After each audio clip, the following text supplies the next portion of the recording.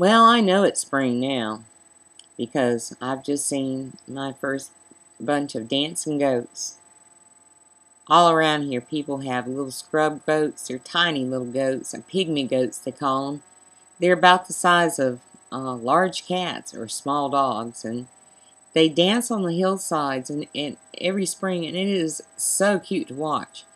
But I know it's spring because, as I said, I've seen my first set of dancing goats.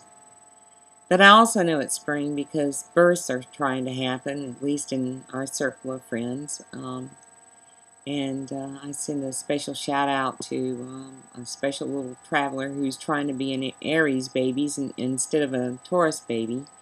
But that's okay. I'm an Aries baby, and it's okay. But we want him staying there a couple of weeks longer.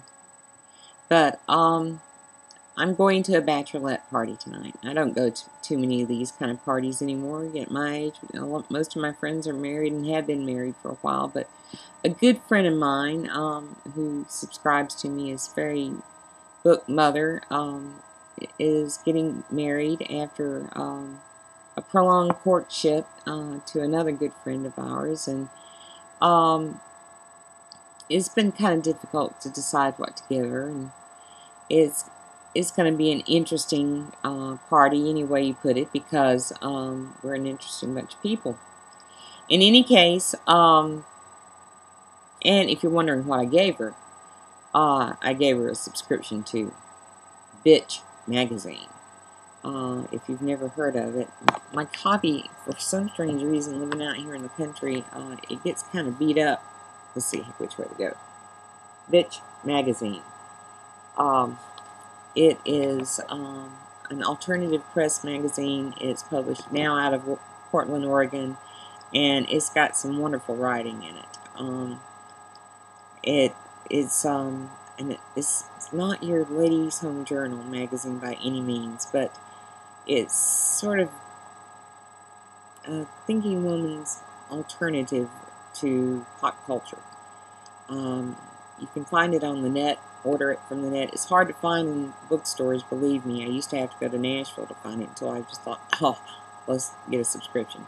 But anyway, I'm going to this bachelorette party tonight, and I don't drink, as you know, and so it'll probably be, I'll be the designated driver since it's in Hunch Patch, and it'll probably be an early night since tomorrow's Sunday, and as I said, we're just such partiers, but it'll be a lot of fun. But all this got me thinking back to this time of year, and when I was planning my own wedding, and Kelly and I were first getting together. And you know how you go into a relationship and you think, there are just some strange things about that guy, and when I get to know him better, we'll fix him. You can't help it. I mean, at least I can't. I'm a perfectionist, and I thought he needed taking care of, and he did. He'd been pretty neglected through the years in some ways or another. And I had noticed that he always seemed to have this ink stain on his right thumb.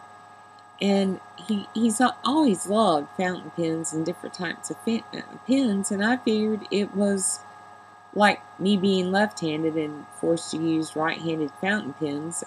If I'd used them long enough, I had ink on my hand, and if I used permanent ink, sometimes it took more than 1 or 2 or 3 washes with soap and maybe some acetone to get the ink off my skin.